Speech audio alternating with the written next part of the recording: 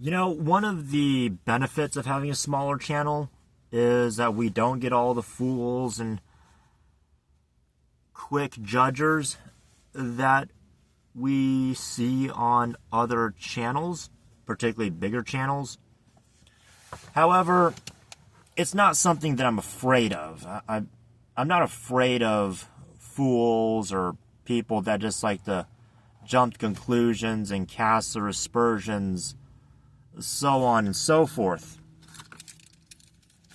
Because that is sort of, well, for one, it's going to be almost an inevitable side effect of having a larger following, is that yes, you will eventually have the haters. With the love comes the hate. That's the law of polarity once again. And with the law of rhythm, everyone has their rise and fall. What goes up has to come down. So on and so forth.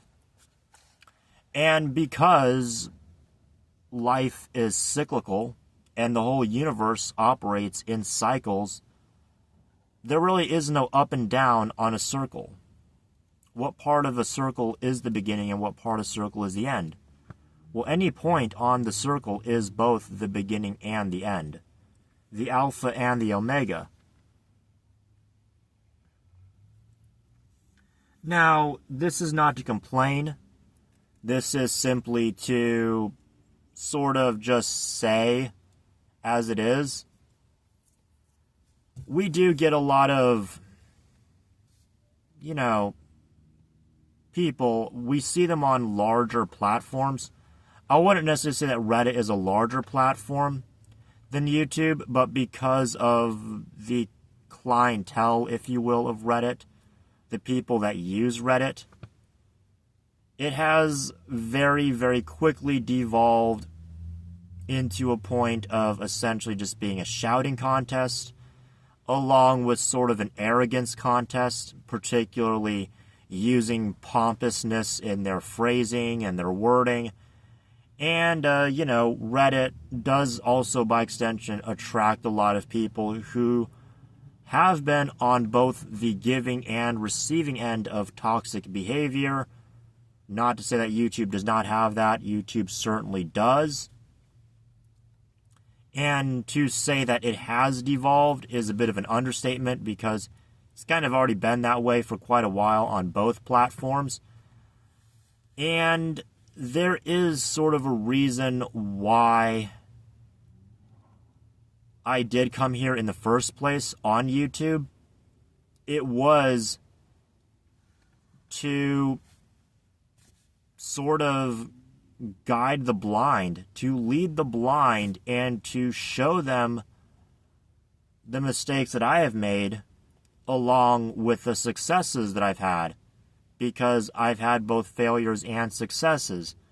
Would I say that my failures have outweighed my successes, or that my successes have outweighed my failures? No, definitely not. Nor would I say that my successes are equal to my failures. I would say that every failure is a success. And any success, and every success, can and will eventually lead to a failure. But it's not necessarily phrased like that. It's more phrased as an end. What goes up has to come down.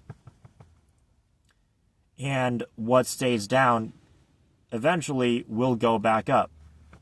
Think of water. The water falls down to the ground and evaporates, and then it goes up. And then it falls back down, and then it goes up. And the cycle continues. So with that being said, I think that'll be about it for that part. On to part 2. Part 2 is essentially the fact that because I see so many channels that have fools and haters, it's going to be a little bit difficult to sort of say anything without offending somebody, without having somebody that will try to throw out the baby with the bathwater. And pretty much anything can be politicized these days. more on that in a bit. And also because it's a little more difficult to get monetized by just making posts on Reddit. And why I noticed that some of the posts that I've had on Reddit would very quickly get thousands of responses within literally not even a day. But here it just seems to be a bit, on the underside. And that is also because the way Reddit is framed. Reddit is sort of structured in a way to where you have subreddits and you have actual communities. Whereas on YouTube, if you just put hashtags or whatever, or even regular tags, it just kind of gets lumped in with all kinds of other stuff. So I guess that's the benefit of having moderators. And the purpose of moderators is kind of to keep out the toxicity and the bullshit. However, we have seen time and time and again that moderators themselves also display very toxic behavior. I'm not going to compare them to the government of any specific country because I'm not here to spark a political shitstorm. Although if it does devolve into that, well, so be it. That's kind of what comes with the package. Also, being involved in ceremonial magic, or at least having had been involved in ceremonial magic, and I still do to some extent, although much less. And ceremonial magic's a big umbrella term. I would say that yes, I have done conjurations, evocations, banishing rituals, stuff more so in the neophyte and probationary grades of the actual Golden Dawn system. I have dabbled with some other systems and some other things. And that's kind of, kind of it. Other thing that I've noticed is not so much on my channel, but on other channels, there seems to be a lot of people wanting to put the cart before the horse. And also, once again, trying to cast judgment. I think I have mentioned about this before, about the quote-unquote industry of truth. I've actually saw somebody make an exact video on that. As to why do you care about the truth? Why does it matter? It's become a whole industry at this point. Essentially, people kind of just coming up with their hearsay, which is best, as sometimes it's just made up out of nowhere. And to say nowhere is also a bit of a false statement of itself. It's not really nowhere, it came from somewhere. Their ideas do have some validity in some shape or form. And so because of that, we get a lot of people kind of trying to push the truth, or at least what they think is truth, which I'm not here to say it's true or false. I'm not here to call them out on bullshit or whatever.